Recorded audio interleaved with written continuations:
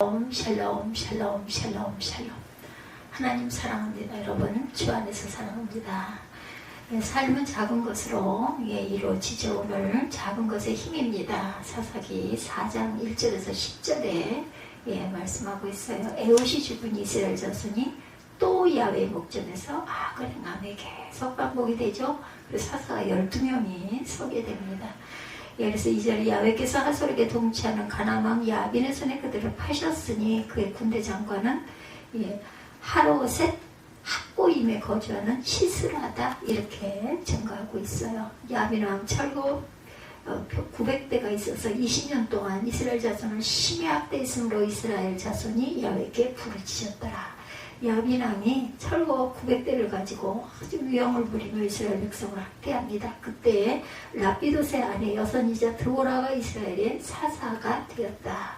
그는 에브라임 산지 라마 베델사의 드보라의 종려나무 아래에 거주하였고 이스라엘 자손은 그에게 나아가 재판을 받더라. 이미 재판을 받고 있던 판관의 역할을 하고 있었어요. 드보라가 사람을 보내어 아비노함의 아들 바락을 납달리 게데스에서 불러다 그에게 이르되 이스라엘의 하나님 여호와께서 이같이 명령하지 아니하셨느냐? 너는 납달리 자손과 스불론 자손 10,000명을 거느리고 다볼 산으로 가라. 내가 야빈의 군대 장관 시스라와 그의 병거들과 그의 무리를 기송강으로 이끌어 내게 이르게 하고 그를 내 손에 넘겨주리라 하셨느니라. 바락이 그에게 이르되 만일 당신이 나와 함께 가면 드보라에게 말하죠. 내가 가려니와 당신이 나와 함께 가지 아니하면 나도 가지 아니하겠다. 이르되 내가 반드시 너와 함께 가리라. 그러나 내가 이번에 가는 길에서 영광을 얻지 못하리니 이는 야훼께서 시스라를 여인의 손에 파실 것임이니라 하고 드보라가 일어나 바락과 함께 게데스로 가니라. 바락이 스불론과 납달리를 게데스로 부리니 10,000명이 그를 따라 올라가고 드보라도 그와 함께 올라가니라. 오늘 본문입니다. 1절에서 10절. 작은 것으로 삶이 이루어지기도 한다라는 거죠. 말편자 하나 때문에 나라까지 망한 이야기 여러분들 아십니까? 말편자는 지금 저와 여러분들이 가끔 보셨을 거예요. 아마 그 사진에 많이 보셨을 거예요. 말의 발바닥에 붙이는 그런 그 작은 쇠붙이가 말편자입니다. 이 편자를 잘 달아야 말의 발이 상하지 않아서 잘 달릴 수 있다고 하네요. 그래서 말을 이용하는 사람은 항상 편자 관리를 한다고 그러죠. 옛날 어느 나라의 한 장군이 전쟁에 나와서 말 편자를 확인하지 않고 출정을 했다고 그래요.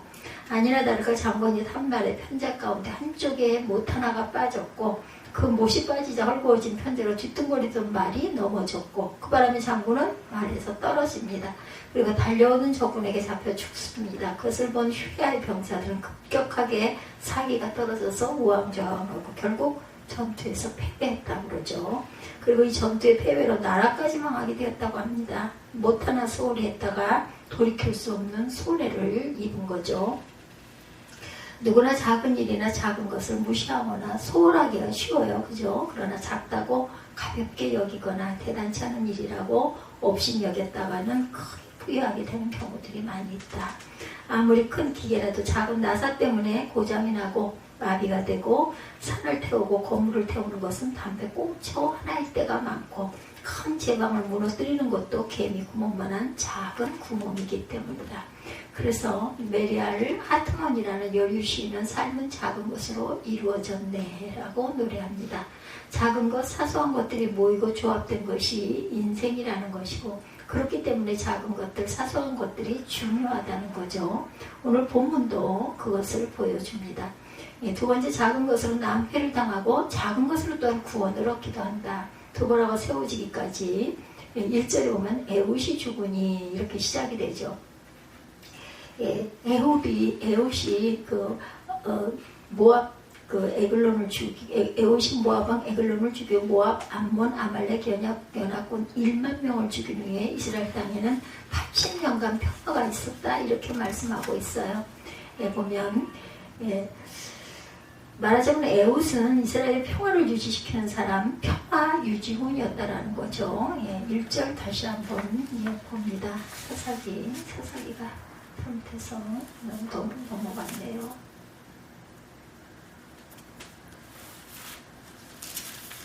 4장 1절에 에봇이 죽으니 이스라엘 자손이 또 야훼 목전에 악을 행하며 야훼 하솔에서 통치하는 가나안 왕 야빈의 손에 그들을 파셨어요.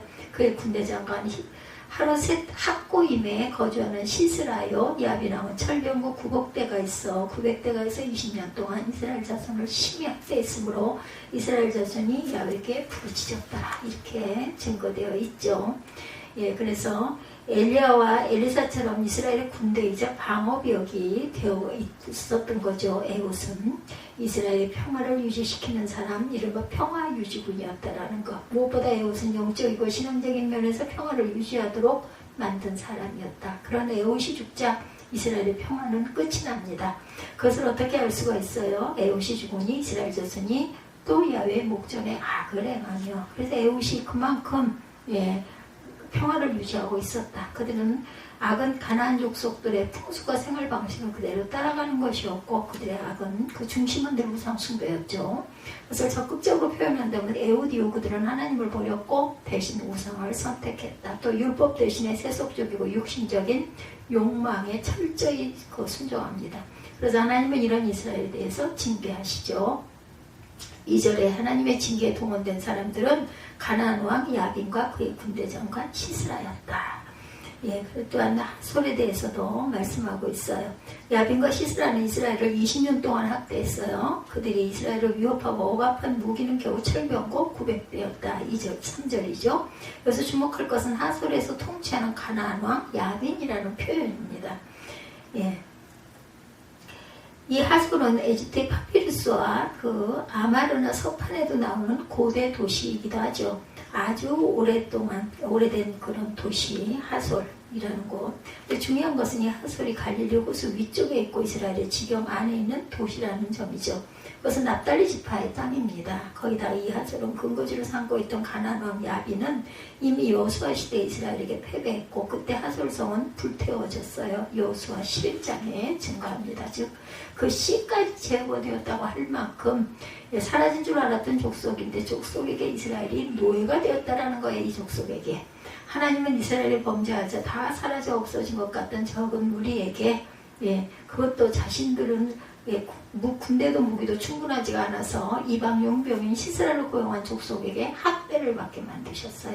거기다가 야빈왕과 시스라는 멀리 떨어져 있었고 철병거 900대로 이스라엘 전 지역을 통제할 수는 없었죠. 왜냐하면 그 위쪽 헐문산 근처에서 아래로 네게브 사막까지 요단강 동쪽에서 지중해 연안까지 이스라엘 지역을 철병거 900대로 통치할 수가 없었고, 거기다가 대부분 산악지대이기 때문에 철병거는 무용지물이나 마찬가지였다. 그런데도 이스라엘은 학대를 받고 있었다는 거죠.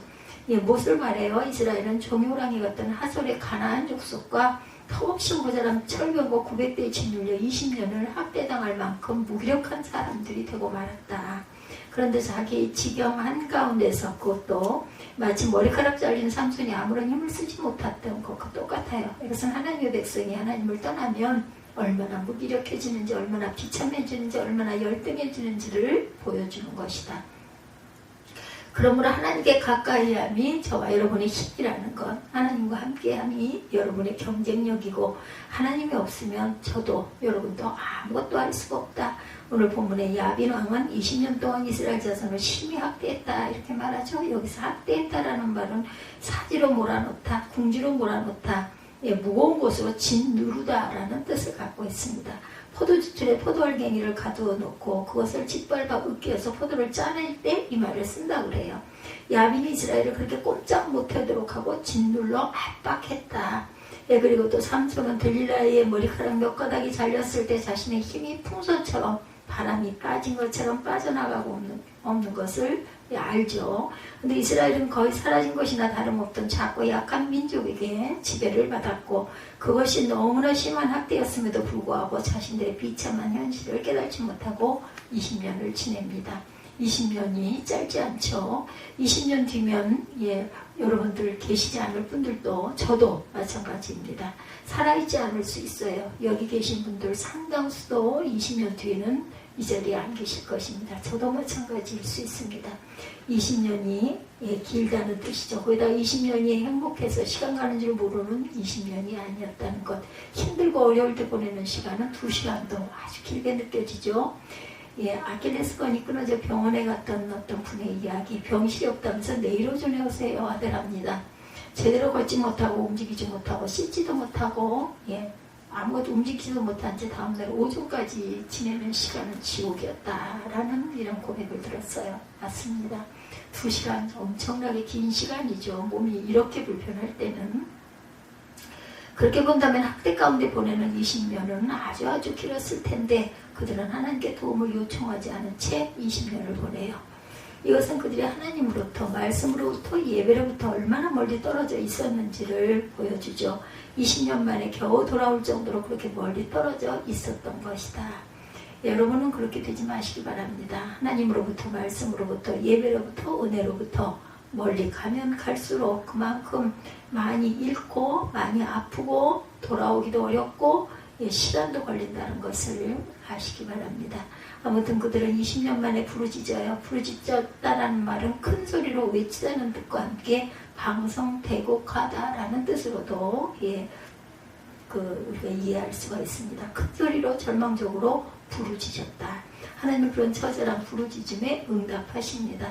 그래서 여사사 드보라가 드디어 출연을 합니다. 하나님은 랍비도세 아내 여선지자 드보라를 사사로 세우시죠. 근데 그 성경에 보니까 이미 판관으로 많은 백성들의 억울한 부분을 판단하고 있었던 그런 판관의 역할을 하고도 있었어요. 하나님께서 왜 드보라를 사사로 세우셨는지에 대해서 우리가 알아봅니다. 그 이유는 드보라가 하잘 것 없는, 그 시대에 하잘 것 없는 여성이었기 때문이다. 굉장히 우리 여성도들에게 마음 아픈 이야기이긴 하지만 천여 년 뒤인 예수님 시대에도 여성은 술에도 쳐주지 않았던 그러한 존재였다라는 것. 사사시대보다도 천년 뒤늦게 예수님의 시대에도 유대사회뿐만 아니라 대부분의 고대사회에서 여성은 사람이 아니었다고 그러네요. 근데 하나님은 드보라라는 여성을 이스라엘 왕, 선지자, 제사장의 개념을 모두 포함한 사사로 세우셨어요. 여기 역설적인 진리가 숨어 있습니다. 신앙과 삶의 중심이 되어야 할 남성들이 가정과 나라를 바로 세우지 못하고 타락한 것에 대해서 하나님의 역설적인 징계가 여자를 사사로 세우신 일이라는 거죠. 두 번째는 거의 소멸되는 하솔의 가나안인들이 이스라엘을 학대한 것처럼 없는 것처럼 여겼던 여성도라도 하나님이 세우시고 성령으로 기름 부으시면 구원자가 될 수 있다는 것을 보여주셨어요. 세속적이고 육신적인 하찮은 것들을 가까이 하면 나의 정부를 잃지만 나의 아주 작은 것이라도 하나님께 드리면 놀라운 일을 이루신다는 것을 또한 증거합니다. 랍비도시라는 사람의 부인인 드보라는 원래 여선지자였다. 4절에 보면 드보라는 여선지자로 있다가 사사로 채움받은 것으로 보여지죠. 4절에 그때 랍비도시 아내 선지자가 드보라가 이스라엘의 사사가 되었다. 그때 이전에도 여선지자였다라는 거죠. 드보라가. 그는 에브라임 산지 라마와 베델사의 드보라의 종려나무 아래 거주하였고 이스라엘 자손은 그에게 나아가 재판을 받더라. 이렇게 5절에 증거해 재판하는 판관이었다라는 거죠. 이것은 무엇을 말합니까? 에훗 이후 이스라엘은 하나님을 떠났고 말씀을 버렸고 예배를 떠났다. 마치 사무엘상 2장에 나오는 엘리 제사장 시대와 같았었다라는 거죠. 영적인 암흑기였고 그런 시대의 드보라는 선지자였다. 하나님도 말씀도 버린 시대, 누구도 하나님과 말씀에 관심을 기울이지 않던 시대의 드보라는 하나님의 말씀을 받아서 전하는 사람이었다. 바로 이런 점에서 드보라는 어두운 시대를 밝히는 빛이었습니다. 아마도 바로 이 점에 드보라가 사사로 부름을 받았던 이유였을 거예요. 즉 드보라는 모두가 잠들어 있을 때 깨어있는 사람이었고 어두운 시대의 말씀의 등불로 켠 사람이었고 말씀으로 백성들을 깨우려는 사람이었기 때문에 여성임에도 불구하고 사사로 세움을 받았다라는 거죠. 드보라가 사사로 세움을 받은 후 첫 사역입니다. 5절에 에브라임 산지 라마 베델사의 드보라의 종려나무 아래 거주하였고 이스라엘 자손은 그에게 나가 재판을 받았더라. 베델과 라마 사이 그 믹마스 그 어딘가에 보이는 곳에 거주하고 있었다라는 것이죠. 종려나무 아래 있었다. 드보라 종나무 아래 거주하고 앉았다라는 말은 통치자에게 적용되는 말이기도 합니다. 드보라가 통치자인 사사로 사역했고 그 사역의 구체적인 내용은 백성을 재판하는 것이었다. 이 재판이야말로 사사 판관이라는 이름에 적합한 사역이죠. 즉 백성들의 현실의 고통과 부르짖음을 해결하는데 우선했다라는 거죠. 이것은 드보라와 사사로 기본적인 사역을 소홀히 하지 않았다는 것을 보여줍니다. 나아가서 드보라가 재판을 한 것은 단순히 백성들 간의 소송 사건을 판결하는 법관의 기능을 한 것만은 아니었다. 그것은 그 문제든 이스라엘 전체든 그것을 향한 하나님의 거룩한 뜻이 어디에 있는가를 묻는 말도 포함되어 있습니다. 그 결과가 드보라는 무엇을 했어요? 6절에 보면 드보라가 사람을 보내어 아비노함의 아들 바락을 납달리 게데스에서 불러다 그에게 이르되 이스라엘의 하나님 야훼께서 이같이 명령하지 아니하셨느냐? 너는 납달리 자손과 스불론 자손 10,000명을 거느리고 다볼산으로 가라. 하나님께서 드보라의 전쟁을 도울 조력자로 발락을 택해요. 발락은 납달리 지파 사람이고 하솔과 야빈에서 가장 큰 고통을 당하는 지역의 사람입니다. 아마도 바락은 납달리 지파의 지도자 중 한 사람이거나 하솔과 야빈에게 맞서 항거하는 사람 중 하나였을 거예요. 그럼 그를 라마와 베델 사이 즉 자신 있는 곳으로 부른 다음에 다볼산으로 가라고 명령해요. 납달리 지파와 다볼산입니다. 다볼산은 해발 580m 그리 높지 않은 산이었는데 납달리 지파, 스불론 지파, 이사갈 지파의 경계 지점에 있었다.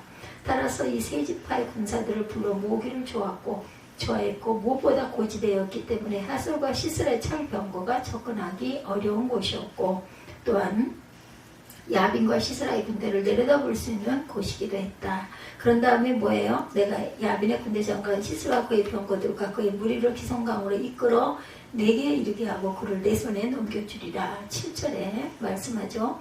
드보라는 바락을 부르신 분이 하나님이시고 이 전쟁을 맡아 수행을 하신 분도 하나님이시며 전쟁의 방법 역시도 하나님이 되신 것이다 라고 말하고 있어요. 이스라엘 하나님 여호와께서 이같이 명령하지 아니하셨느냐. 6절이죠. 그렇다면 하나님께서 말씀하신 작전은 무엇일까? 7절이죠. 야빈의 군대 장관 시스라와 병거와 무리를 기성강으로 이끌라 라고 말씀합니다. 기성강은 평상시에 말라있다가 비가 와야 강으로 변하는 나할 와디라고 합니다. 다볼산 서남쪽에서 시작해서 스불론 납달리 이사갈 지역을 통과하여 지중해로 흘러가는 강이다. 그리고 이 기성강가에는 넓은 들이 있어 철병거를 유인하기에 좋았다. 결국 이 작전은 가나안의 철병거를 유인해서 기성강의 급류를 전략적으로 이용하겠다는 뜻이죠. 즉 메말라 있던 강에다가 폭우를 내리셔서 그 일대를 범람케 함으로 다른 평야지대에서만 힘을 발휘할 수 있는 야빈의 철병거가 제대로 힘을 쓰지 못하게 만들려는 하나님의 전략이다. 사사기 5장 20절 21절에도 증가합니다. 근데 여기까지는 좋았어요. 막힘이 없었죠. 그런데 이러한 드보라의 지시에 대해 바락이 반응합니다. 8절에 당신이 나와 같이 가는 데가 가려니와 당신이 나와 같이 가지 아니하면 나도 가지 아니하겠다. 사람을 의지하죠. 드보라 없이 전쟁에 나갈 수 없다. 하나님의 권능을 믿지 못하겠다라는 믿음이 약한 거죠. 근데 본문에 재미있는 것은 하나님이 하시려는 이 전쟁에 대해 불신한 것은 바락만은 아니죠. 아빈의 군대 장관 시스라 역시 마찬가지입니다. 야빈이죠. 아빈이 아닙니다. 제가 발음을 잘못했어요. 야빈의 군대 장관 시스라. 그는 드보라 바락의 출정 소식에 당당히 승리를 장담합니다. 아마도 철병거 900성을 가지고 있었기 때문이겠죠. 그러나 시스라는 이 전쟁이 누구의 전쟁인가를 알지 못했던 거죠.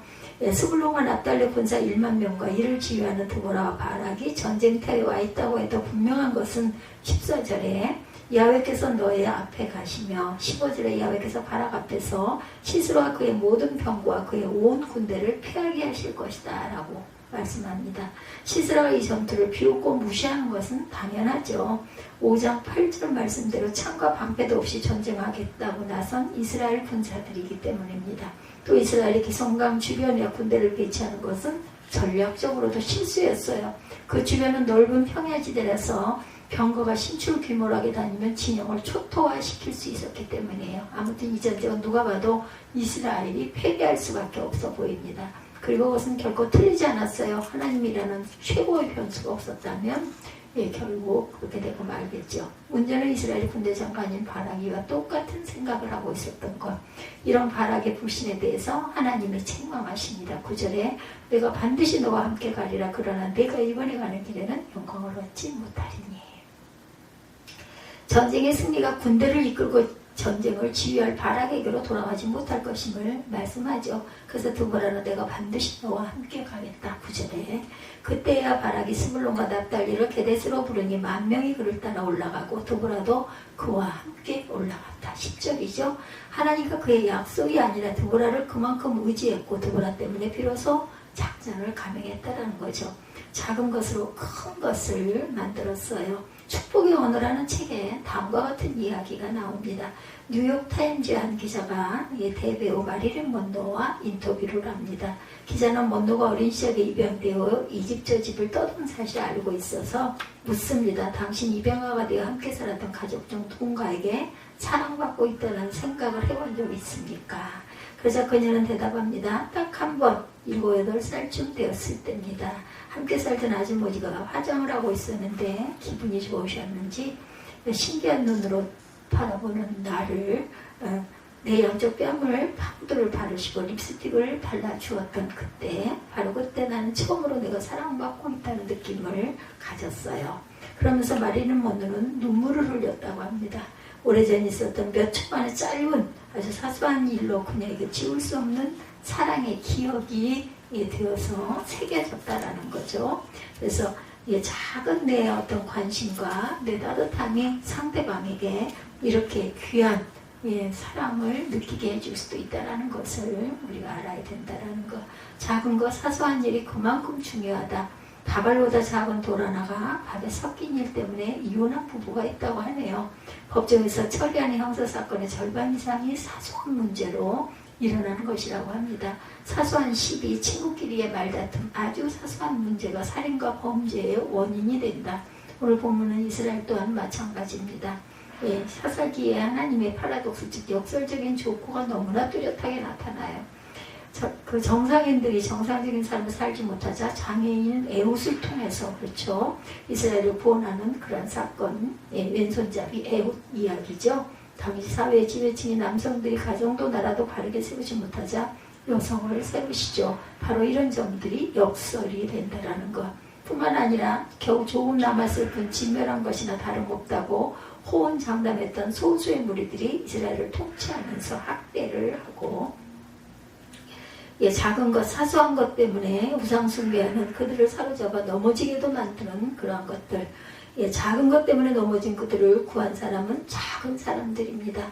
무시당했던 사람들, 이런 것이 하나님의 조크라는 것이죠. 그러므로 세상적이고 육신적인 작은 것은 미련 없이 버리고, 작은 것 때문에 많은 것, 큰 것, 때로는 전부를 이룰 수 있기 때문에 여러분의 작고 사소한 것이라도 주님께 드리고 말씀에 순종한다면 그 작은 것은 놀라운 하나님의 역사의 재료가 될 수 있다는 것을 잊지 않고 오늘도 승리하는 저와 여러분 되시기를 주님의 이름으로 축복합니다.